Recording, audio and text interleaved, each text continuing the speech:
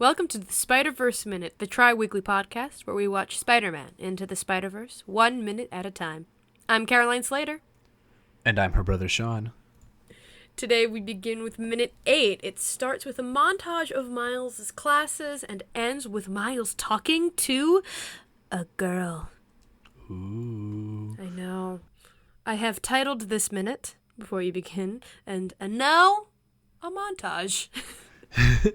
Yeah, it shows the long shots of when he was with his family and getting ready and walking through Brooklyn compared to now where it's very, short shots, a lot of cuts, a lot of rapid. The scene's changing a lot to just kind of showing how much more hectic he is in the school. And I want to point this out because you actually sort of segued into this for me perfectly. Some of my favorite things that they did is to sort of add to this. Not only are the montage cuts and paces speed up with the music as it continues, during the montage there are these zoom-ins and you get clear words coming out. And those words, the ones I caught, great expectations, pressure, and stressed.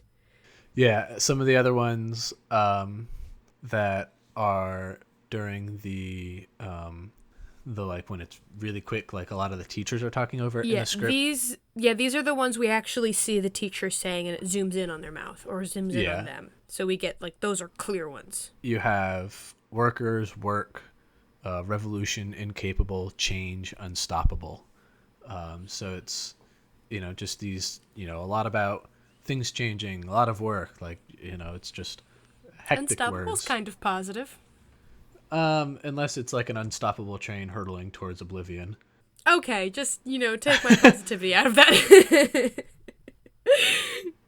I do want to talk a little bit about Great Expectations, because we talked about, I think it was 2 episodes ago, that theme of expectations is starting to pop up more with Miles.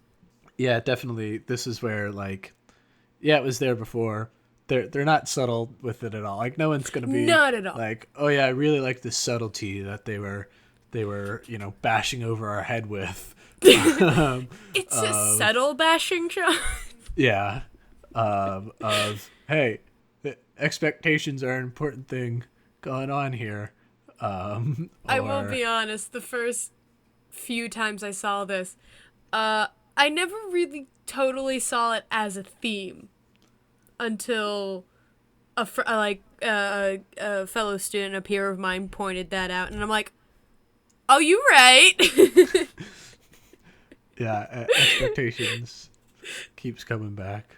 And sometimes not being subtle is an okay thing. Like, I'm not the most observant movie watcher, so having it bashed over my head, 16 times in the first 2 minutes was a good needed. thing.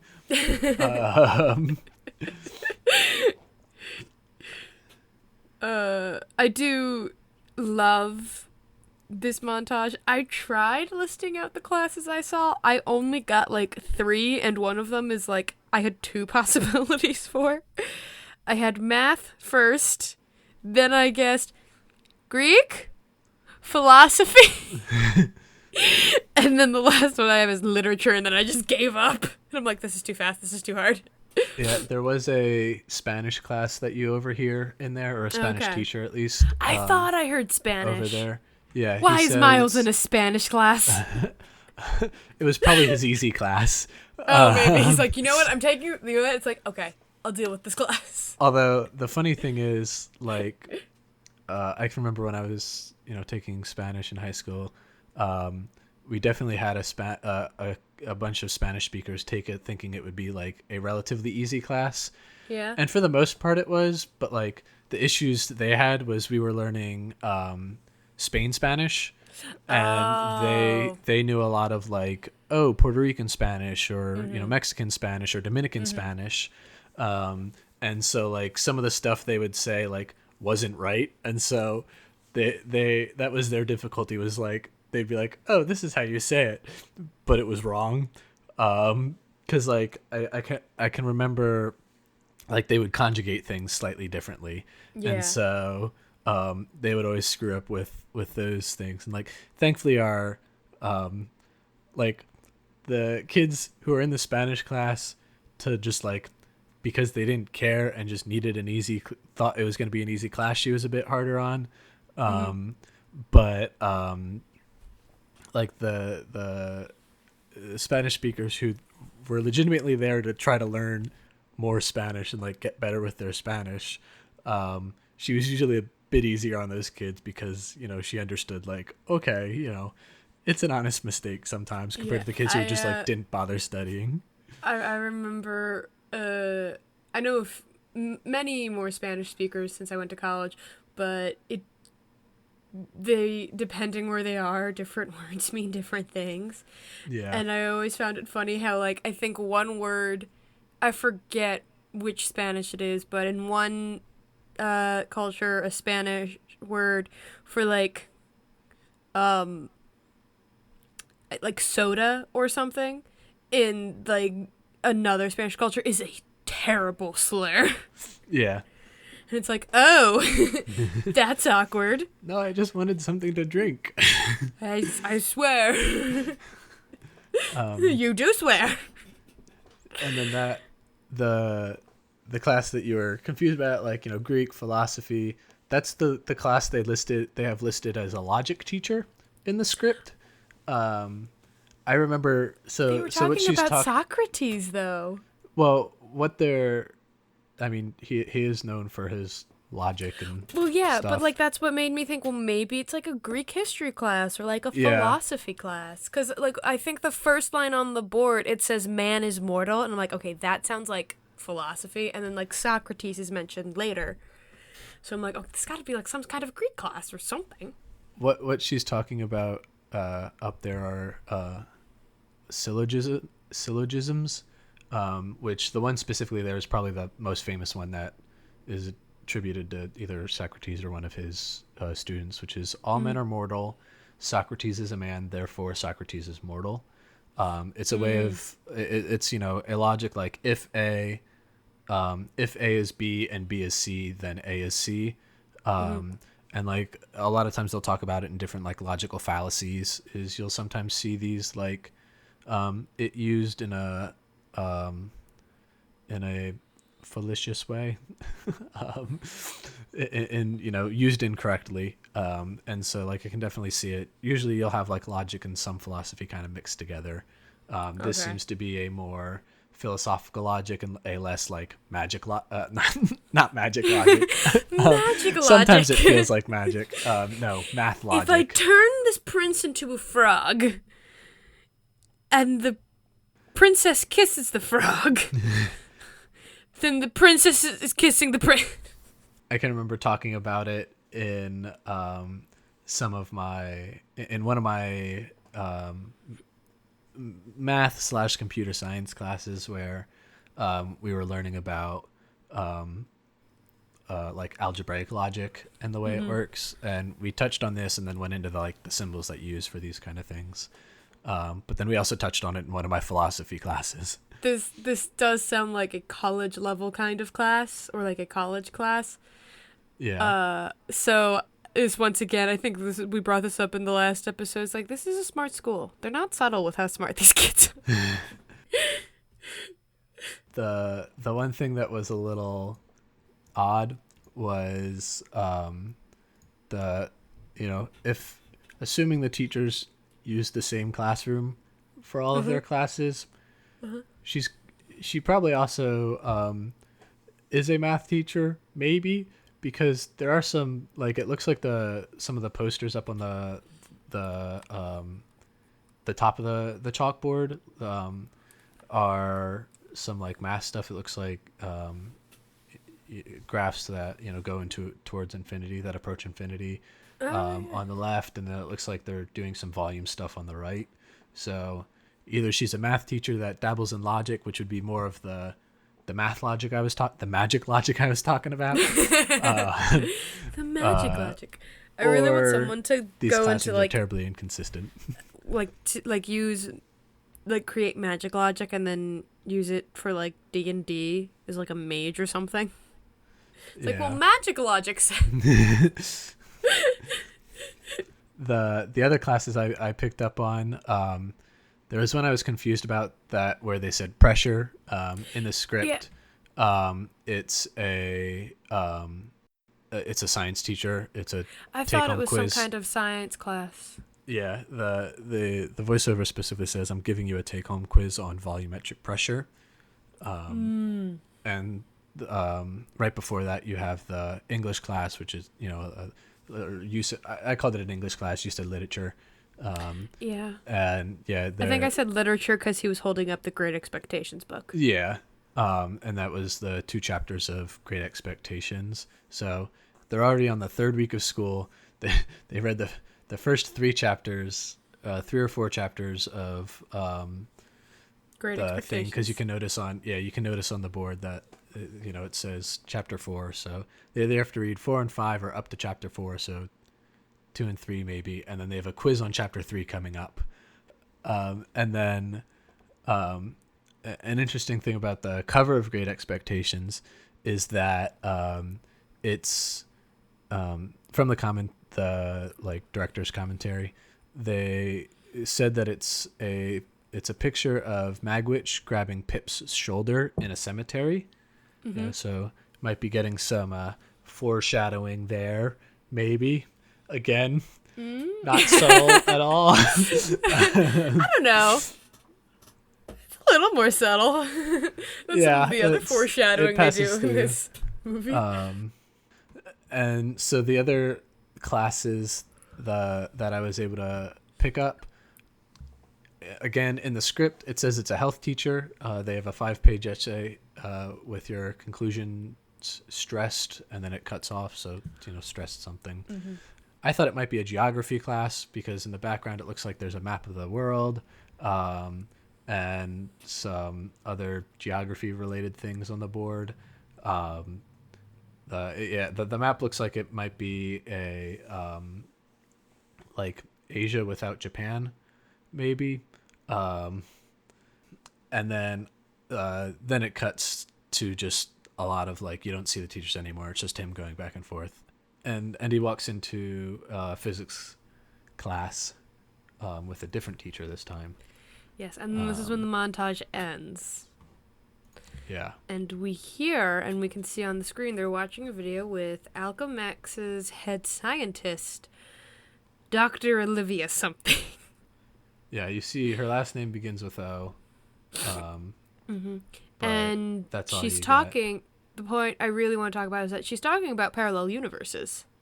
Yeah. So once again, here it is with that subtle foreshadowing. Yeah. I never realized just how unsubtle this movie is until we started doing this, and I'm like, wow. Sometimes okay, yeah, that's kind of subtle. You wouldn't really think of it. Some of the stuff that's the collider showing up in. Well, no, that's less subtle. Or the lottery ball that you brought up during Peter's. The lottery ball in the opening credits, and the 42 is pretty subtle. But a lot during this is the 3 episodes we're gonna be so here's how unsettled this movie is. This is just okay, the movie's just gonna bash you over the head with some things. It's okay. One thing I did notice in this is that near the end she talks about how she gets funded through the Fisk Family Foundation for the Sciences. Thought that was a little cool mention in there. Is it for sciences? I heard for the sciences. It might be Foundation for Science. Okay, I was trying to figure that out. I thought it might. I thought it was. I heard the Fisk Family Foundation, mm-hmm. and I really had to listen closely. Oh. She either said for science or for the sciences. It's for the sciences, yeah. Hey, I heard right. I should have double-checked the script before writing it down. I don't even have the script, so go me. Yeah, I thought it was just thanks to the Fisk Family Foundation for the help. And then, but what she actually says is our universe is in fact one of many parallel universes happening at the exact same time. Thanks to everyone here at the Fisk Family Foundation for the Sciences, I will prove they exist when I build my super collider. All I need is is $10 billion. Chump I change, didn't know right? what she was saying at that point. I did hear the Yeah. $10 billion part. I didn't hear like what she said after at the Fisk Family Foundation for the Sciences. I couldn't make out what she was saying. That's cool. That's really cool how like I'm going to prove it. It's like, that's awesome. Yeah. I also the one thing I do want to say is like I do like how she goes into talking a bit about the parallel universes and like the theory behind them. I forget who came up with the theory. I could probably look it up. But the idea behind parallel universes is that this is more explored in like Rick and Morty, I think, than it is in this movie. But Rick and Morty tends to play off of this idea with parallel universes that like each choice you make, bringing up choices again. Actually, I think I mentioned it in the next minute. Yes, the line comes up in the next minute, but I'm going to talk a little bit about it now, and I'll just say the line.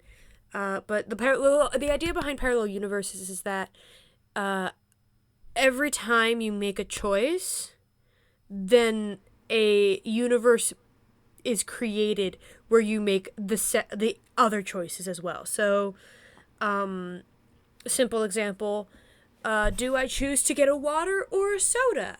Well, I choose to get a soda with my dinner in this universe. And the parallel universe theory then states that, like, well, now another universe has been created where instead of choosing a soda, I chose a water. So there can be parallel universes that are identical except for small things, or they're completely different. It's a very interesting theory, in my opinion. Yeah.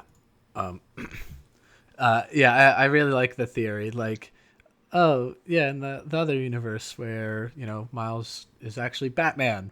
Um, they're always fun what ifs to think about. They're very fun what ifs to think. Rick and Morty, like I said, Rick and Morty tends to sort of play around with it a little more.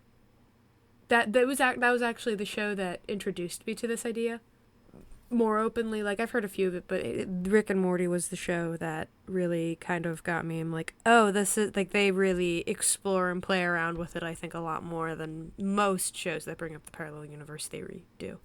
Yeah, I was vaguely aware of it before this because of comics, and the like different versions of heroes and stuff when I was younger, and being like, oh, and DC does. I mean, both DC and Marvel do it where they have the different Earths and whatnot, and so The universe. This is always the first one that I think of when it comes to like different universes in comics, and it's the universe where instead of Batman's parents dying, it's him, and so his dad becomes Batman and his mom becomes the Joker. yeah, that happens in the Flashpoint timeline. That's kind of different from the multiverse theory because that's caused by the Flash messing with time, whereas like there's one timeline, or there's another Earth in the DC comics. There's another Earth where like Batman and the Justice League are actually the villains, Oh yeah. and the villains are the good guys. Okay, I'm gonna And cut you off a little bit here. yeah, Isn't the multiverse theory separate from the parallel universe theory? yeah. Usually when you're talking about these theories, you'll refer to it as the multiverse theory, and then you have parallel universes. Um, yeah, yeah. With the documentary they're watching of her, it's nice that they're like the way they're slowly introducing characters and tying them in, and like letting they're bringing them in at good times and tying them in. So like, oh, first we had the collider with Peter Parker, and then like they sprinkled in like the earthquakes happening, and you're like, oh, that was because of the collider. And now you have her talking about her collider, and Miles seeing that in the parallel in the universes thing. gets brought up. Yeah, and so like, okay, now you tie that in, you're a bit more comfortable with that, and then now it's like bam, the multiverse. And she's like, okay, what's this? And so they slowly keep introducing different things, and it's not just all like happening at once. Well, and the one thing I do like about those especially is that, yeah, we kept joking that it's like, this is the unsubtle moments of the movie. Yeah. These are a little more subtle because they're very in the background. You don't really think of it. I think we even said how, like, we've both seen this movie multiple times. And it took us a few watches, or for me, even for me, like, it took until we started doing this whole minute thing did I start noticing all of these references and, like, it's kind of over your face with it. But when you're watching it as a full movie and not rewatching the same minute over and over, like I do when I take notes, they are pretty subtle. Like, while she's talking about parallel universes, the focus is on Miles sneaking in, and his teacher starts talking and pauses it. And there's an Einstein joke that Miles says that I genuinely love. What is it? It's like, Einstein says time is relative, right? Maybe I'm not late. Maybe you guys are just early. I do genuinely like that joke, and I kind of want to use it as an excuse now. Don't think it's going to work, but I'm going to try it. Yeah, and when he makes that joke, the whole class is silent except for one girl who's new to the school who chuckles, and then you also see there's an extra in the front of the classroom who he's sitting there, and then he just smiles after the joke. And that extra pops up in a couple scenes that we'll have to look out for. And every time he pops up, he's smiling.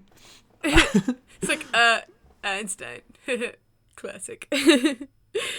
Yeah. I think part of the reason I also like the Einstein joke is, Mom is obsessed with Einstein. Yeah.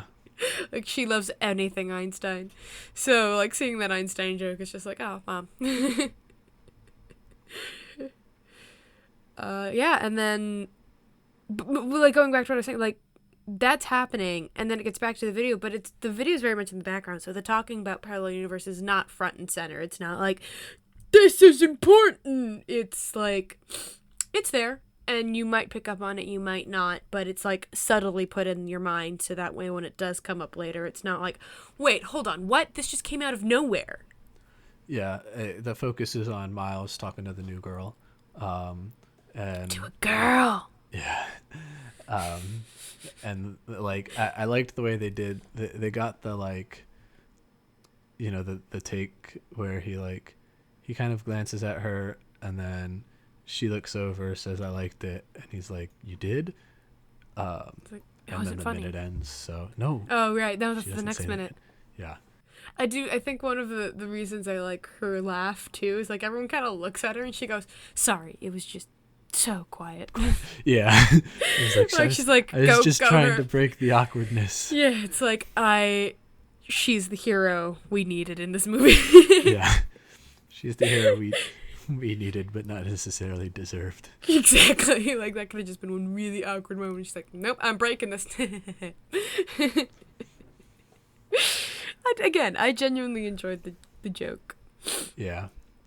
That's all I have for this minute. Do you have anything else? I have, like, how many books he has in his hands, but I'm actually going to save that for the next minute. Because I paused when we see most of his books, and I counted what's all on his desk, so I'm saving the number for that. Okay. Thank you all for listening. We will see you Friday when we upload the 9th minute. And it'll be very exciting. Maybe. I don't know. Hopefully. Yeah. See you guys next time. Bye.